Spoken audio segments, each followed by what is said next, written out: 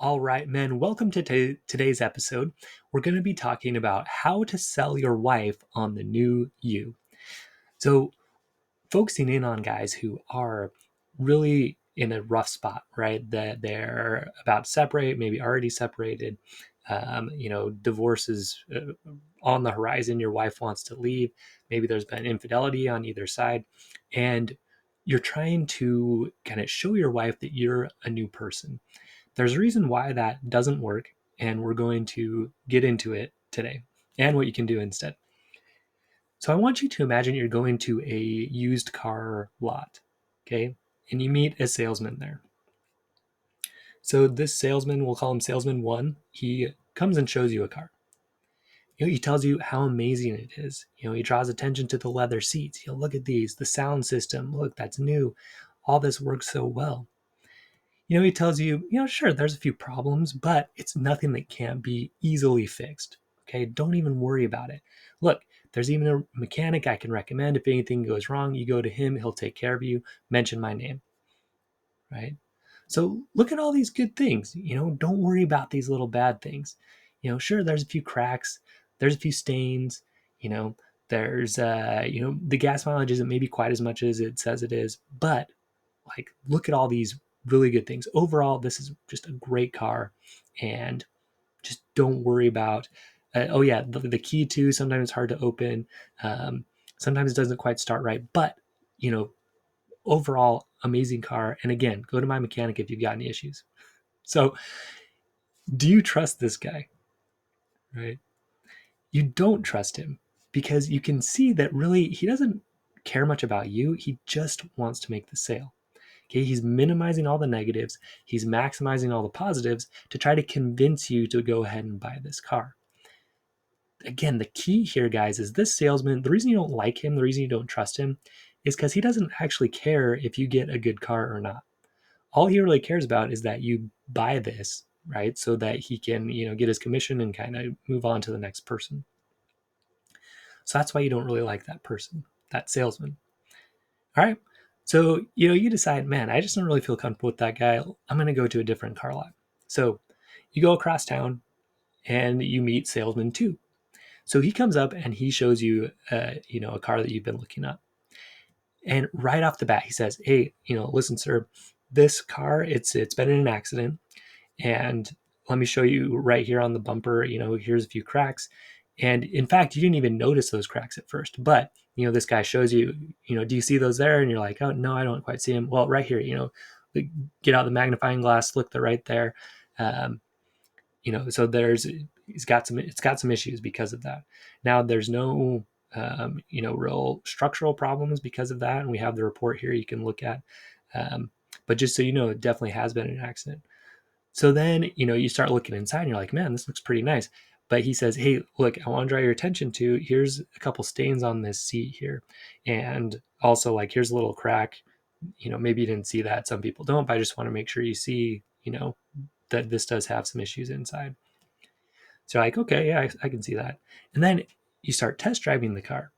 And he says, hey, listen, I've driven this car and it does pull to the left a little bit. See if you notice that as you're driving.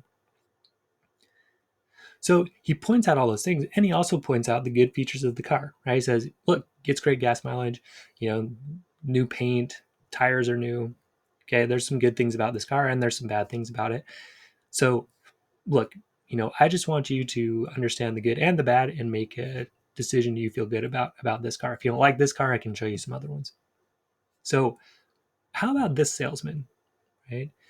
Do you trust him? Okay, are you more likely to buy a car from this guy? Definitely.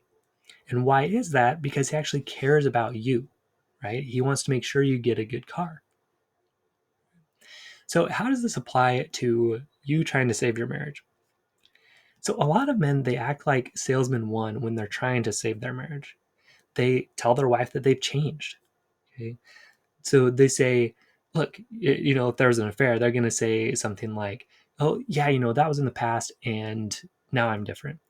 But the other thing that they do that's a real problem is they'll say something like, well, she thinks that I had affairs with all these other women, but it really was only one.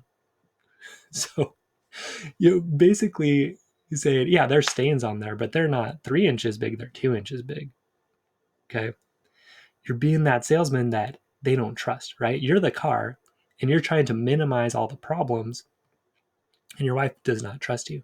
Okay. You argue with her about the details. Well, she wasn't wearing this, she was wearing this, or it didn't happen 3 times, it happened 2 times. Okay. It wasn't for 4 months, it was for 2 months. Okay. You argue those details. You tell her she's overreaching. Okay. All of that, it only works to have her trust you less. Okay. To think that you actually care about her even less. Right. You're the car. Okay. So you're trying to minimize all the negatives. She's going to magnify them. She's going to see them even more. Okay, again, it's like saying, oh yeah, that stain on the seat, you said it's 3 inches, but really it's only 2 inches big. Okay. So if you're in a situation where you were neglectful from your wife, like prioritizing your work over her for a long time, forgetting about her, not doing those little things, checking in with her, and she just got sick of it. Maybe she turned to somebody else that would kind of do that for her. So guys like this, they'll say stuff like, sure, I wasn't at home much, but look at all the good things I did for you. Look at the lifestyle I provided. Yeah, you wouldn't have had those nice clothes and that nice car if it wasn't for me. I was out working for our family. So not only not recognizing the negative, but like basically saying, well, don't worry about that because look at all the good that I did. Okay. The other thing, this is one that a lot of times guys don't even see, especially high achieving guys, the type of guys I work with, guys that are professionals, that are businessmen, that are, in sales, executives, that kind of thing. You're used to being sort of on the top, right? Cream of the crop. And a lot of times what we do is we take that into our marriage and we try to be the best and we try to kind of one up our wife in ways that are sometimes a little bit subtle. Okay, so maybe with money, we make the money and we feel good about that, but we also kind of put her in a below us position. Okay, like, yeah, I'm making the money, and so you should be grateful that I'm providing this for you. Okay, that's taking a one up position and putting her one down. Okay, with sex, maybe feeling like it's owed to you for the stuff that you've done. Okay, or saying, well, I'm just more sexually mature, right? I'm more adventurous than my wife. Okay, one up, one down.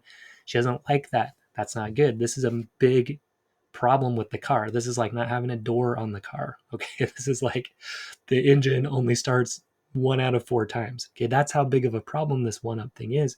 It's just more, it's a little bit harder to see sometimes. Okay, maybe like a transmission problem, right? That maybe you don't notice at first, but then it just becomes a real issue. Or maybe with in-laws, my in-laws are better than yours. Parenting, my parenting ideas are better than yours. Religion, my religion's better than yours. Housework, well, I do more than my share, or it's your job anyway, you should be doing it. Okay. So all of that one up kind of thinking, again, if you're a high achieving man, you're used to being in that position, which is good. It helps you at work. It just doesn't really help you at home. Okay, again, this whole argument, right? Saying like, okay, yeah, the motor won't start 1 out of 4 times, but listen, 3 out of 4 times it does start. Okay. That's basically what you're doing with this. And what you're showing her is, look, all I care about is making the sale. I don't really care whether I'm a good car or not. I just want you to buy me, right? I just want you to come with me, see the good stuff, forget about the bad stuff, and let's just kind of move forward. Let's go for this. Okay.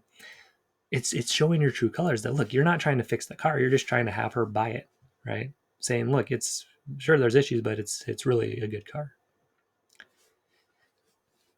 What men think they're doing, right, when they're doing this is they think they're correcting their wife's beliefs. Okay? That she's kind of keeping this balance sheet, like a pros and cons. Okay, here's the good things about my husband, here's the bad things. Okay. And so what you are trying to do is you're trying to say, okay, like she's got a list of bad things. Let me just like make that list of good things bigger. Okay. Let me make that pros list bigger. And if I can do that, then I'm going to be in her good graces, right? Or you start doing nicer things, or you start writing notes and doing all of that. And you think, okay, like the good's going to outweigh the bad. And then, she'll kind of lean my way. Like it's a balance sheet. Okay. So you try to rack up those, and then you sort of try to erase the stuff on the bad side. So you said, okay, she thought that I had an affair 3 times, but if I can convince her that it was only 2 times, then like that'll kind of lessen that, and then these good things can outweigh it. Again, you're kind of thinking in terms of a balance sheet. And so, this is what you think you're doing. And logically, it kind of makes sense, but it just doesn't work. Okay. Unfortunately, the only thing this does is decrease her trust in you. She's saying, "What is with this guy? Like he's trying to tell me, I'm wrong about the bad things about him. I know there's bad things about him. So why does he keep trying to convince me that there's not bad things about him? Like I know this car has problems. Why is he trying to tell me it doesn't?" Okay, she stops trusting you. It also decreases her attraction to you. Okay. Because as long as you're trying to mask all those bad things, she's even looking at them harder, right? So if you're like, "Oh yeah, there's a scratch there, but don't worry about it," she's going to go look at that scratch with a magnifying glass, right? She's going to look at it closely. And then she's going to say, "What's with this guy? What else is he hiding?" Right? She also has zero confidence that you're actually going to change. And why is that? Look, so I'm a doctor, right? I was trained, I went through medical school. What we do is we look for something, we diagnose it so we can treat it. Okay. So if you won't even look at your problem, you're not diagnosing it. And so there's no way you're going to treat it. Okay. So that's why she doesn't believe you're going to change, because really you're showing her you won't, because you're saying, "Oh, yeah, that's kind of a problem, but not really." I'm going to get to this example again later, but it's like, "Yeah, I have cancer, but it's not that big yet." Okay. No, you say, "I have cancer," then you go treat it. You go take care of it. You take it out. You find out where it's spread to. You get rid of those. Okay. And again, she, when you try to convince her that, your faults aren't that big, her only response is going to be to dig in even harder to her own view of your faults, right? You say, "Oh, like I'm not, I'm pretty nice. I don't say I'm superior to you. She's going to find a million examples of when you are. Okay. She's going to dig in harder to that. So the Aesop's fables, there's the parable of the sun and the wind, right? There's this guy walking down the road. He has a coat on. The sun and the wind make a bargain or challenge for each other. They say they want to figure out who can make this guy take his coat off. So the wind goes first, and he blows this guy. He's blowing super hard. He's trying to blow the coat off the guy. What does the guy do? What do you think he does? Right. He grabs on harder. He won't let go of it. Okay, so the wind fails, right? By trying to blow that off. Then the sun comes out, just shines, right? Just shines, and the guy decides to take the coat off by himself. Point being, if you come in there and you're like, "Hey, my wife, okay, she thinks that I had an affair with 3 people. I just have to prove to her it was 2." Okay, that's like trying to blow that coat off. She's going to just grab on harder. Okay, he's trying to decrease that. He probably had affairs with 5 people, 10 people. Okay, that's what's going to happen. Another way to think about it is like a tug of war. Okay, if she says, "No, it was this," and you're saying, "No, it was that," "No, you weren't there for me." "Yes, I was. Look at all the times I was." Okay, it's like a tug of war. The more you argue and pull, the harder she's going to pull the opposite way. So the other thing you've got to do, you've got to calm down that desire to correct her. Everybody has it. When we get accused of something that's not exactly right, all of us just want to correct it. So you have to notice that, and you have to just not do it. Okay. Stop doing that. So here's what you do instead. So if you want to be genuinely trustworthy, you've got to stop trying to hide or minimize the bad. Okay. In fact, you want to even magnify those, like that used car salesman, right? He's like, "Oh, you didn't see that scratch? Let me really show it to you. Okay. Look close. Here it is." Right. Here's the thing, guys. Don't try to minimize how bad the things are that you've done. You've got to own it. You've got to see it. Okay. An affair, that's huge. Neglecting her over time, that's huge. Pornography, being one up all the time. People get sick of that. Okay. They really are bad. It's like a cancer. It really is. So don't pretend like it's not. These are major car defects, right? The transmission out, the motor's out. They're not minor. So don't pretend they are, or else you can't do anything about it, and your wife's never going to trust you. So instead of telling her how great the steering wheel is, tell her the motor doesn't work, right? Stop trying to draw attention to the little good things you're doing and draw attention to the really bad things that you've done. Okay, here's the key point. You really need to understand that because of what you've done, this car, it may not be a good purchase. Because of what you've done, you may not be a good person to be married to. And you have to see that very clearly, right? That even with your good, the bad is big and she may not choose you. And that might be the right decision for her. You have to understand, like, she's come to this decision for a reason. She's not an idiot. Okay. She's come to it because of what you've done. And so you have to see from her perspective and say, shoot, yeah, like, I don't know if I would buy that car either. I don't know if I would want to be married to me either if I was unfaithful, if I was neglectful, if I was always trying to prove to her that I'm superior. Okay, that's a big issue. And yeah, I wouldn't want to be married to someone like that either, and really believe that and see it. So most guys think when they do that, they're basically adding to that negative list. You're saying, oh boy, I'm adding to all those negatives and that's going to outweigh the positives. And there we go. But what actually happens is she's like, um, this is different. And she says, well, I already knew all those, but at least now he agrees with it. You're not going to surprise her. I mean, maybe you will. Maybe you haven't revealed something that you need to reveal.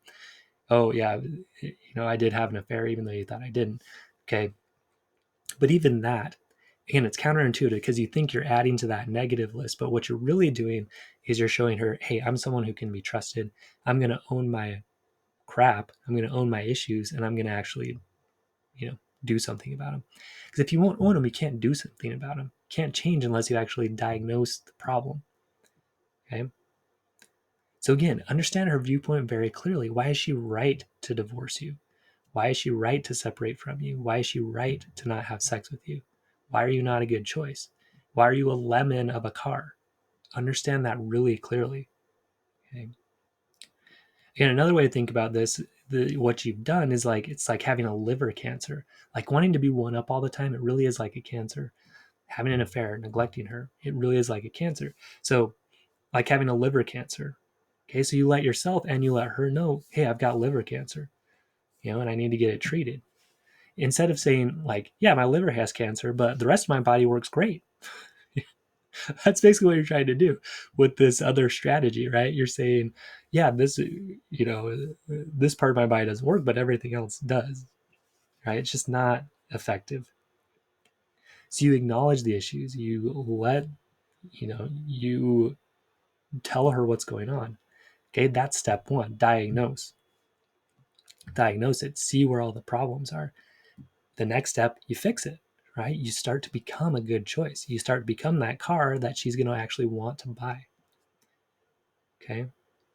So here's why this works, right? When you're completely honest about all the negatives, again, you think you're kind of giving her more ammunition to leave, but what you're actually doing is building trust. Okay. You're diagnosing the problem so you can treat it. You're being much less selfish. You're actually starting to care whether she gets a good car or not, instead of just convincing her to stay with you. Okay. You're showing her, hey, look, yeah, I haven't been a good choice. You might not want to choose me. I've got to fix this stuff. If I care about you and I want you to be with somebody, I want you to be with somebody good, and I have not been somebody good. So I have to work on that and become somebody good, become a good choice. And when you try to convince her she's wrong, she's going to dig in even more to her beliefs, that tug of war idea. Oh, it's this way. No, it's this way. She's going to pull more when you say, no, you're right. It is that way. It's like dropping the rope. And then she can keep pulling and run away, or she can choose to stop and really kind of assess. But as long as you're trying to convince her, she's trying to pull the other way. So yeah, and then she can start actually being open to some of the good things about you, instead of continually trying to prove her point that she's right and you are a bad choice. Okay. So again, being honest about not having a working motor, right? It's a good first step, but then because it starts building trust, but then it's about getting that motor working, right? Then it's about, you don't just diagnose the cancer and say, okay, I'm done. Yeah, I have cancer. Great. No, you go and you start treating it.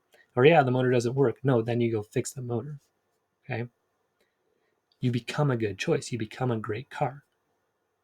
Right? So here's the skills that you need to become a great choice. Okay, you need confidence, you need communication, you need to be able to create connection. Okay, so to have real confidence, that's being a man of purpose and integrity, who values his wife equally to himself, doesn't value her more than himself, doesn't value her less than himself. Okay, that one up goes away. And it's not substituted with one down where she's better than you. No, you're both equal. You have to create a whole new relationship that's built this way. Okay? You're a man who sees his fault clearly, works on them, and seeks feedback to improve. That, guys, that's a man of real confidence. Okay, not this fake confidence that we kind of see and buy into of just like, I'm better than you. No. Okay, it's, I know what I'm doing in my life. I'm a man who lives according to what I believe is right. And I get feedback on becoming that man from other people, because a lot of times other people can see it better than you. You know, as a marriage coach, that's what I do. I help guys see where the problems are, right? I help them diagnose, see where that cancer is popping up, or these problems are popping up that they don't see on their own. Okay. To be a great choice, you also need to be able to manage your emotions without getting angry or defensive. Okay, that's a skill. It takes practice. Become an expert at communication. Guy who can keep his cool, understand his wife, express himself calmly and clearly, and find agreements that work for both of you. Guys, this is the secret to really creating a marriage that you both love, getting to these agreements that really work for both of you. You need to be a man who's an expert at creating romance, fun, flirting, and intimacy, including sexuality.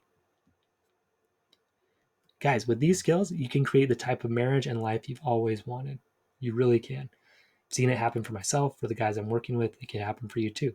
Even if you're looking at a divorce, even if you're looking at a separation or already separated, even if there's been an affair, you can do it. Okay, I've helped guys do it. You can do it too. So you can learn all these skills in my program, the Strongman System.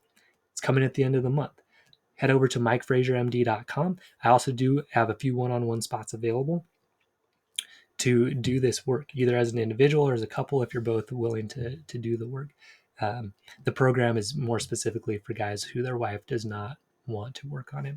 So that's coming at the end of the month. Watch for that. Head over to MikeFrazierMD.com if you'd like to get going on some one-on-one work right now, and I will see you there. Stay strong, men. We'll see you next episode.